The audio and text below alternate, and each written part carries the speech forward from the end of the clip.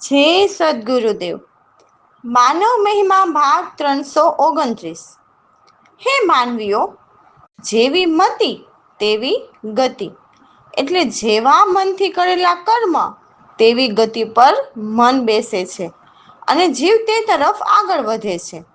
જુઓ, આ બધું માનવ જ લેખ લખે છે, એટલે તો મનખ્ય મત જુદા. જુઓ તો ખરા વિજ્ઞાનીના વિજ્ઞાનને, એટલે પરમાત્માના વિજ્ઞાનને. એટલે પરમાત્માના જ્ઞાનીઓ કહે છે કે મન જાય તો જવા દે, પણ શરીરને જવા દે નહીં. જગતનો માનવ શિખામણ તો ખૂબ જ આપશે એના મતાંતર પ્રમાણે. એટલે શિખામણ તો ખૂબ જ મળશે, પણ જે માટે મનુષ્ય દેહ મળ્યો છે તે મૂળની વાત તો કોઈ કરતું નથી. તો સાચી શિખામણ ક્યાંથી મળે? અને કદાચ મૂળની વાત કરનાર કોઈ મળે તો જે આત્મકલ્યાણ કરવા મનુષ્ય દેહ મળ્યો છે તે અવિનાશી, અખંડ, વિદેહી, પિંડ બ્રહ્માંડથી પર આત્માનું ઘર પરમાત્માને બતાવનાર મળે નહીં, તો આપણે આત્મકલ્યાણ કેમ કરશું? અને આપણા 84 લાખ યોનિના જન્મ મરણના ફેરા કેમ ટળશે? તો હે માનવ, આ 84 લાખ યોનિના જન્મ મરણના ફેરા મનુષ્ય દેહથી જ મટે છે, તેવું પરમાત્માના જ્ઞાનીઓ કહે છે. તો આપણને મનુષ્ય દેહ મળ્યો છે, તો આપણું તન અને મન કઈ પ્રવૃત્તિમાં છે તે પણ આપણે જ જોવું પડશે ને. રામ ભરોસે. તો આ વાણીમાં કહે છે કે સાચા ફકીર વૈરાગી હોય છે, એટલે તેમને કોઈ પણ જાતના મોહબંધન કે આશા તૃષ્ણા નથી હોતી. એટલે કહે છે કે બે વસ્તુના ત્યાગ ફકીરના, ધન બીજી નાર રે, જીતે કામ ક્રોધ લોભ મોહ, જ્ઞાન ખડકથી મારી ફકીરી બની વસતા એક સાર, ફકીરી બની વસતા એક સાર.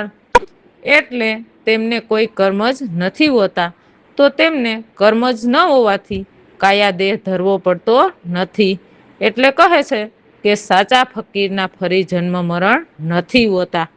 એટલે કહે છે કે સાધુ બાય સતસંગ સદા સોહાગી રે, કરી લે સતસંગ કુસંગથી રહે દૂર, તે જન છે બડ ભાગી.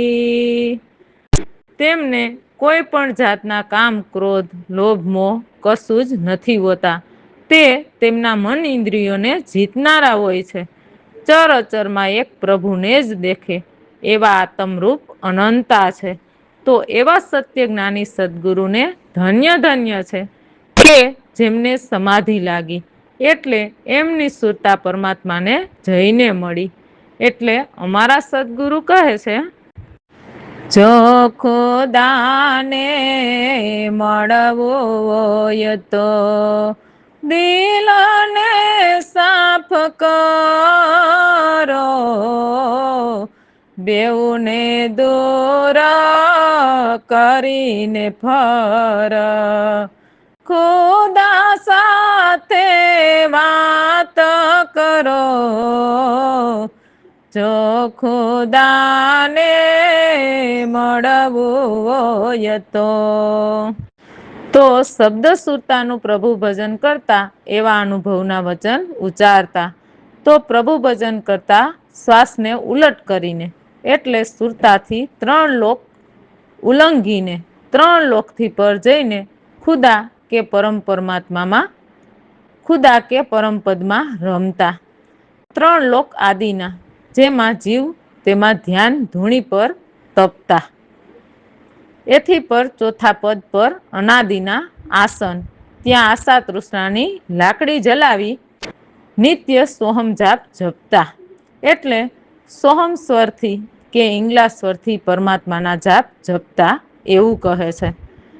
જેમના અડગ આસન એટલે કોઈ ગમે તેમ કહે પરંતુ તેમની સુરતા પ્રભુથી દૂર નથી ખસતી એવા અડગ આસનધારી જેમના અડગ ડેરા છે. ત્યાં પરમાત્માના ઘરમાં જેની સુરતા રમે છે એવા નિર્ભય ઘરમાં રહે છે. જેમને અનુભવથી અમૃત રસના પ્યાલા પ્રેમથી પીધા એવા અજર અમર બની ગયા. એટલે અમારા સદગુરુ કહે છે, મારો યજરાયા મારા સુદયાતમા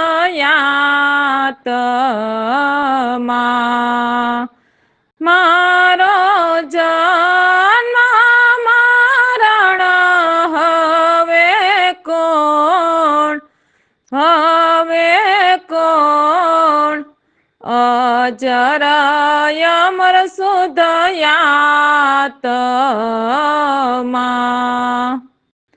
એવા સર્વાતીત ફકરના નિશ્ચય જે પોતે આપોઆપમાં જ રહીને અમરતા પામે છે. એવા અમારા સદગુરુ અવધૂત સાચા વૈરાગી જીવન મુક્ત જગતમાં વિચરતા એટલે તેમને મરવાના કોઈ ડર નથી હોતા. કારણ કે તેમની સુરતા પરમાત્મામાં મળી ગઈ હોય તો પછી મરવાના ડર ક્યાંથી રહે.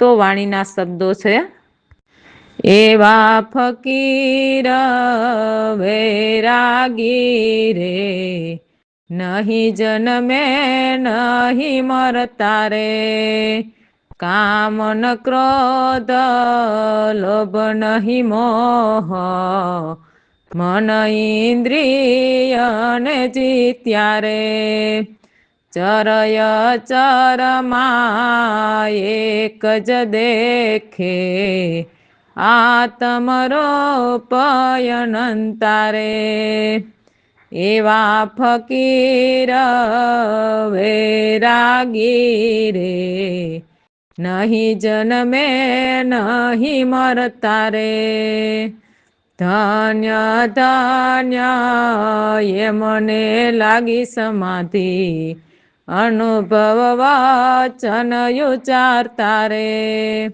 ઉલટી ઓલંગ અમર ઘર જોયા ત્રણ લોક પર રમતા રે એવા ફકીર વૈરાગી રે નહીં જન્મે નહીં મરતા રે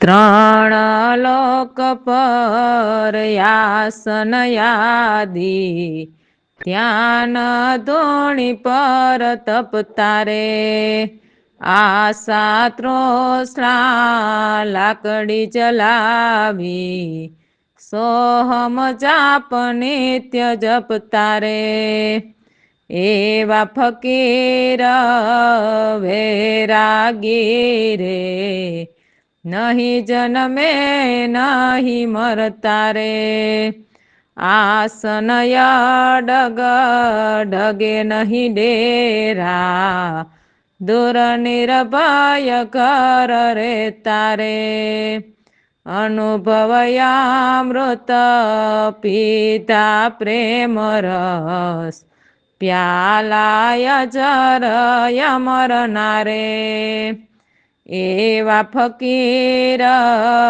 વૈરાગી રે નહીં જન્મે નહીં મરતા રે સર્વાતીત ફકરના નિશ્ચય કેવળયા પય મરતા રે પ્રવીણ રામ અવધૂત વૈરાગી જીવન મુક્ત વિચરતા રે એવા ફકીર વૈરાગી રે નહીં જન્મે નહીં મરતા રે. તો આપણે જે વાણી ગાવાની છે તેના શબ્દો છે, સદગુરુ મારા સર્જનહાર. તો સદગુરુને કેમ સર્જનહાર કીધું, પરમાત્માને કેમ નહીં? તો આપણે સાંભળીએ છીએ ને વાણીમાં કે સદગુરુ તમે મારા તારણહાર. કે સદગુરુ ડૂબતાને બચાવનહાર. આવું આપણે ગુરુજી વિશે ઘણું વાણીમાં સાંભળતા હોઈએ છીએ. તો સદગુરુ જ પરમાત્માને જાણનારા હોય છે. એટલે આપણને સદગુરુ જ પ્રભુને નિરખાવનારા હોય છે. સદગુરુ જ પરમાત્મા સાથે ભેટો કરાવનારા હોય છે. તો સદગુરુ પ્રભુ સાથે ભેટો કેવી રીતે કરાવી શકે? તો કહે છે શબ્દ સુરતાના ભજનથી. તો શબ્દ સુરતાનું ભજન કંઈક કરોડો ગુરુઓ બની બેઠા એ નથી કરી શકતા હોતા. તો જો એ ન કરી શકતા હોય તો આપણને કેમ કરાવી શકે? આ તો કરોડોમાં કોઈક એક હોય છે જે સુરતા ભજન કરી શકે. ભજન વિના તો સારું જગત આ ભવમાં ડૂબે છે. તો અમારા સદગુરુ કહે છે, જગમાં જીવ મુજાણા રે, જગમાં જીવ રે મુજાણા. રામ ભજન વિના જન્મ ગુમાવે, ફરે 84 ખાણ જગમાં જીવ રે મુજાણા. જે ભજન કરે તે પાર પહોંચે છે. જેમ કે નરસિંહ મહેતા, મીરા, સતી તોરલ, જલારામ, ભોજલરામ આ બધા સંતોએ પરમાત્માને નેમથી નિરખીને ત્યાં સુરતાથી તાર મિલાવ્યા અને પરમ ઘરે પહોંચ્યા. જેમણે માતા પિતા, કુળ કુટુંબ પરિવાર બધું મનથી મોહ છોડી દીધો હોય છે. કેમ કે એક રામ નામ સિવાય આપણું સંગી કોઈ નથી એ સમજમાં આવી જાય છે. એટલે અમારા સદગુરુ કહે છે કે માતા પિતા તારા સોત બંધો, મહેલ મંદિર ઘર માલ, એ સર્વ સ્વપ્ન સમાન માનજે. નહીં તો ખાઈશ જમનો માર, નહીં તો ખાઈશ જમનો માર. એટલે અનેક જીવ ધરતી પર ચાલે છે અને અનેક ચાલ્યા ગયા. હે જીવ, તેમાં તું પણ એક દિવસ ચાલ્યો જઈશ. તો એક વખત મનમાં વિચાર તપાસીને જો. મન મગનને ચિત્તમાં મસ્તીને, ઘટમાં અહંકાર ભર્યો છે. એ વાતથી તો આ ભવસાગરની ધારામાં સૌ કોઈ ડૂબી ગયેલા. હે માનવ, સદગુરુ કહે છે કે હજુ ચેતી શકાય તો ચેતી જાઓ અને અમારા વચન માનો. અભિમાન ત્યજીને સાહેબને સમરી લ્યો. એટલે અમારા સદગુરુ કહે છે, મન મત કરય અભિમાન એ છે કાળનો ચારો, રાવ રંક વયો જાય ભજન કર રે તારો, ભજન કર રે તારો. જેથી જીવન સફળ થાય. તો દાસલાલ એવા સદગુરુ પ્રવીણરામને કહે છે કે હે સદગુરુદેવ, હે ગુરુદેવ, કૃપા કરીને મને રામ નામ જલ્દી બતાવો, જેથી અમે નિસ્દિન રહીએ એક સારમાં. તો વાણીના શબ્દો છે, સદગુરુ મારા સર્જનહાર, ભજન વિના ડૂબે ભવમાય, ભજન કરે તેઓય પાર રે, માતા પિતા કુટુંબ કોડ ભાઈ, પુત્ર પુત્રીની જદારા રે, નામ વિના સંગી નહીં, સંગ નહીં અંતમાં, તે સહુથી ન્યારા રે, સદગુરુ સર્જનહાર રે. અનેક જીવ ચાલ્યા ધરતી પર, અનેક ચાલીને હાર્યા રે. તેમ તું ચાલ્યો જઈશ. મનમાં વિચારત પાસી રે, સદગુરુ મારા સર્જનહાર રે. મન મગ્ન ચિત્તમાં મસ્તી, ઘટ ભર્યો અહંકાર રે. એવા તોથી ડૂબી ગયેલા ભવસાગરની ધારામાં, સદગુરુ મારા સર્જનહાર રે. ચેતી શકે તો હજુ પણ ચેતો, માનો વચન મારા રે. ત્યજ અભિમાન સમરી લે સાહેબ રે. જીવન થાય સફળ રે. સદગુરુ મારા સર્જનહાર રે. સદગુરુ સ્વામી કૃપા કરીને, નામ બતાવો તત્કાળ રે. પ્રવીણ રામ નિજ સદગુરુ કરતા, નિસ્દિન રહે એક સાર રે. સદગુરુ મારા સર્જનહાર રે. તો સદગુરુ શરણે રહેતા વિકારી બધી જ વૃત્તિઓ જતી રહે છે. શિષ્ય કહે છે કે હું તો સદા મારા ગુરુજીના સંગે રહું. હવે તો મારા તન મન ધન ગુરુ સેવામાં જ લાગ્યા છે. એમાં હવે ક્યારેય પણ ભંગ નહીં થાય. ભલે ઉપર આભના આવરણ તૂટી પડે, કેમ કે મને સદગુરુએ નિર્મળ શબ્દ સંભળાવ્યા. જેમ ગંગા અને ગોદાવરી વહે એમ એવા નિર્મળ શબ્દ વહાવ્યા, જેથી અહમ આત્મ બ્રહ્મના જપ જપીને સારા પાપના પ્રસંગ મટી ગયા.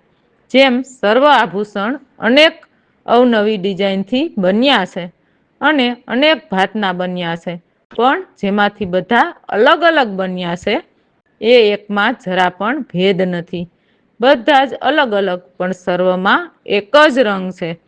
તો એક રંગના તાર તૂટતા જ ઘટ એ એક માટી દેખાયા, જેમાં સર્વ અંગમાં ત્વચા સમાયેલી છે. જેમ તલમાં તેલ અને કાષ્ઠમાં અગ્નિ રહેલી છે, તેમ આત્મ સર્વની અંદર એક સમાન રહેલા છે. એવા બ્રહ્મ અભંગ છે. એવી અકલ કલા ઈશ્વર અવિનાશીની છે, જે વ્યાપક બે અંગ એટલે એમના કોઈ અંગ નથી. અંગ એ તો ઓહમ શક્તિએ સોહમની નકલ કરીને બનાવેલો ખોટો ખેલ છે. તે આ કાયા દેહ છે. સદગુરુ પ્રવીણામ દાસલાલને કહે છે કે પરમાત્મા તે મન બુદ્ધિ રહિત અથાગ રહેલા છે. હવે વાણી. હારે શિષ્ય કહે રે હું તો સદા રહું ગુરુ સંગ, તન મન ધન લાગ્ય સેવામાં ક્યારે નવો ભંગ. સદગુરુ એ શબ્દ સંભળાવ્યા નિર્મળ, જેમ ગંગા ગોદાવરી યહમયાતમ બ્રહ્મ ચપચપીને મટ્યા પાપ પ્રસંગ હાર શિષ્ય કહે રે હું તો સદા રહું ગુરુ સંગ સર્વ જયા ભૂષણ બન્યા ભાત ભાત ને બહુ ઢંગથી સોવળમાં ભેદ કશું નહીં સર્વ ચેવરમાં એક રંગ હાર શિષ્ય કહે રે હું તો સદા રહું ગુરુ સંગ તૂટતા તંતુ ઘટ માટી દેખાયા ત્વચા સમાણી સર્વયંગ તલ માતેલ કાષ્ટમય અગ્નિ આતમ બ્રહ્મય ભંગ હાર શિષ્ય કહે રે હું તો સદા રહું ગુરુ સંગ અકલ કલા ઈશ્વરય વિનાશી વ્યાપક રે બેરંગ પ્રવીણ રામ કહે દાસલાલ મન બુદ્ધિ રહિત થાગ હાર શિષ્ય કહે રે હું તો સદા રહું ગુરુ સંગ રામ ભરોસે